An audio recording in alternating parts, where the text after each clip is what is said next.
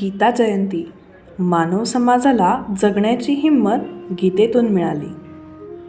मार्गशीर्ष शुक्ल एकादशी हा भगवद्गीतेच्या जयंतीचा दिवस म्हणून साजरा होतो. सुमारे 5000 वर्षांपूर्वी ज्या दिवशी रणभूमीवर श्रीकृष्णाने धनुर्धारी अर्जुनाला जीवन जगण्याविषयीचा संदेश दिला, अखिल विश्वातील गीतेची आगळीवेगळी विशेषता आणि महानता प्रकर्षाने दिसून येते.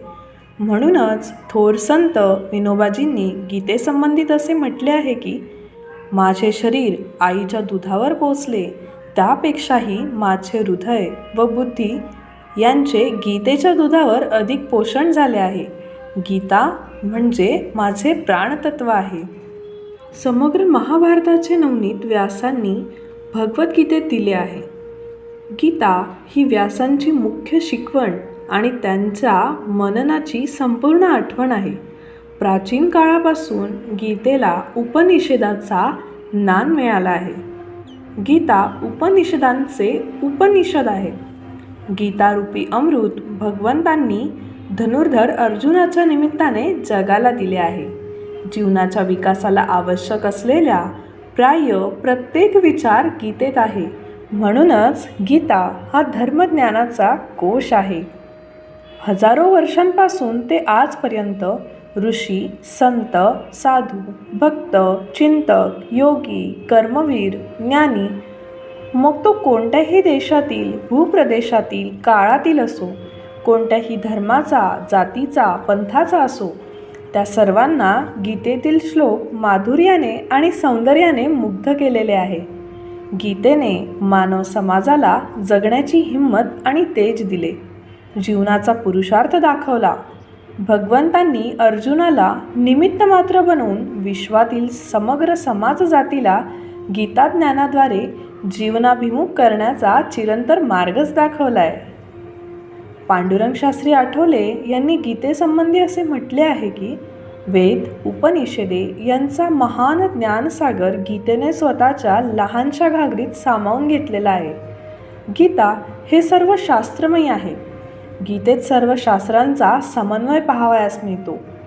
गीता हा वैश्विक ग्रंथ आहे आणि गीता हाच आमचा विश्वधर्म आहे. साहित्य शौकीनांची लालसासुद्धा गीता पूर्ण करते.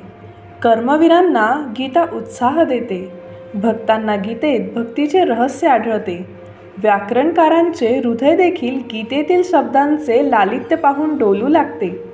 पांडुरंग शास्त्री म्हणतात की, निराशावादी मनुष्य गुलाबावरील काटे पाहतो, गीता त्याला काट्यांमध्ये गुलाब पाहण्याची दृष्टी देते. गीतेने मनुष्य मात्राला यशस्वी, सुखी, शांत आणि तृप्त जीवनाचा शाश्वत मार्ग दाखवला आहे. गीता म्हणजे भारताच्या गौरवाची शान आहे. गीता जगाकडील व जीवनाकडील मार्गाकडे पाहण्याची मूलभूत अध्यात्मपर दृष्टी देणारा ग्रंथ आहे. स्वधर्म जाणणारे आणि प्राणातही तो न टाकणारे ही एक मनाची घडणच आहे.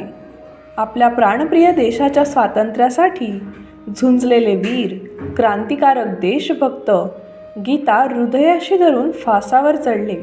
याचाच अर्थ असा की, मृत्यूलाही हसत मुखाने सामोरे जाण्याचे आध्यात्मिक आणि मानसिक बळ शक्ती गीतेने दिली. लोकमान्य टिळक, योगी अरविंद, महात्मा गांधी या थोर राष्ट्रीय नेत्यांनी गीतेवर चिंतन केले आहे.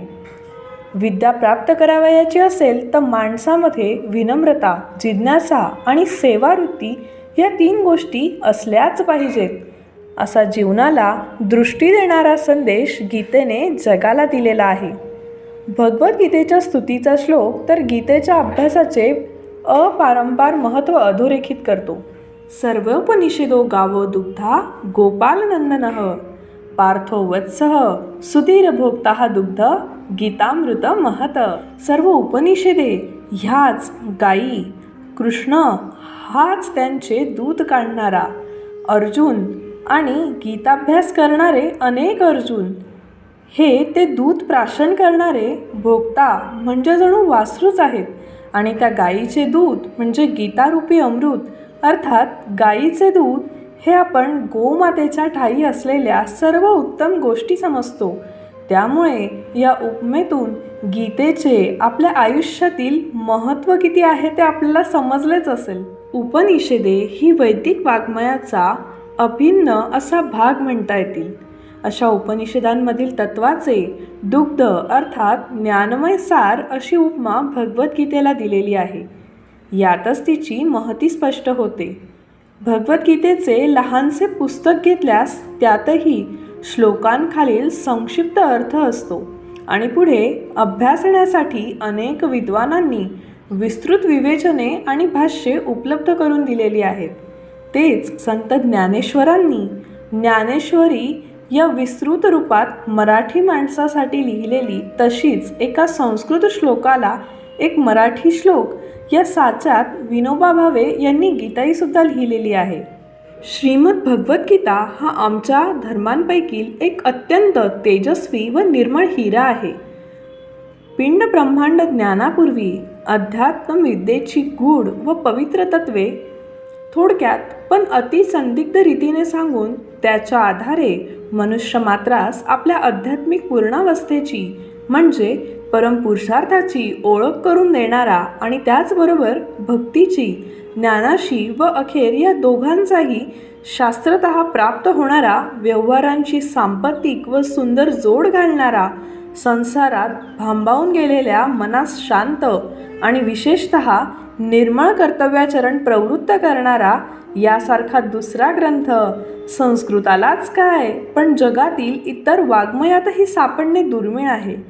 केवळ काव्य या दृष्टीने जरी याचे परीक्षण केले तरी आध्यात्मिकतेचे अनेक ग्रहण सिद्धांत प्रासादिक भाषेने आबालवृद्धास सुगम करणारा आणि ज्ञानयुक्त भक्तिरसाने भरलेला हा ग्रंथ उत्तम काव्यात गणला जाईल. मग सकल वैदिक धर्मांचे सार भगवद्गीताच्या वाणीने ज्यात साठवले गेले त्याची योग्यता आपण तरी काय वर्णावी.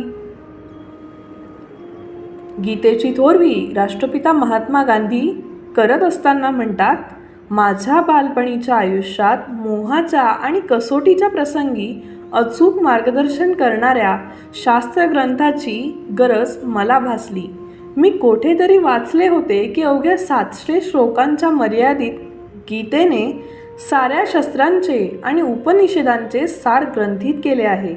माझ्या मनाचा निश्चय झाला गीता वाचता यावी म्हणून मी संस्कृत शिकलो. आज गीता माझे बायबल किंवा कुराण तर काय, परंतु त्यापेक्षाही अधिक प्रत्यक्ष गीता माझ्यासाठी मला माताच झालेली आहे.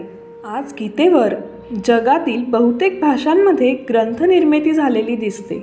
केवळ 700 श्लोकांचे एक महान ग्रंथाने वर्षानुवर्षे संपूर्ण जगावर घातलेली ही मोहिनी हे जगातील एक आश्चर्यच म्हटले पाहिजे.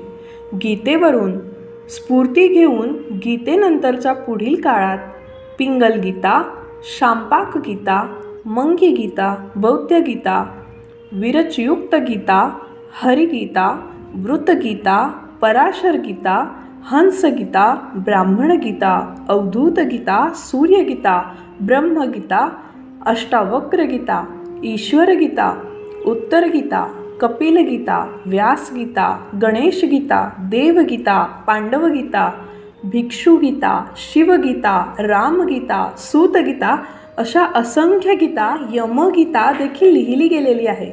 यावरूनही मानवी मनावर, जीवनावर, विचारांवर गीतेचा किती प्रभाव पडलेला असेल ते कळते. दर्श शुद्ध एकादशीला गीता जयंती म्हणून सन्मानितांना तिला मोक्षदा म्हणजे मोक्ष प्राप्त करून देणारी म्हणून गौरवलेले आहे.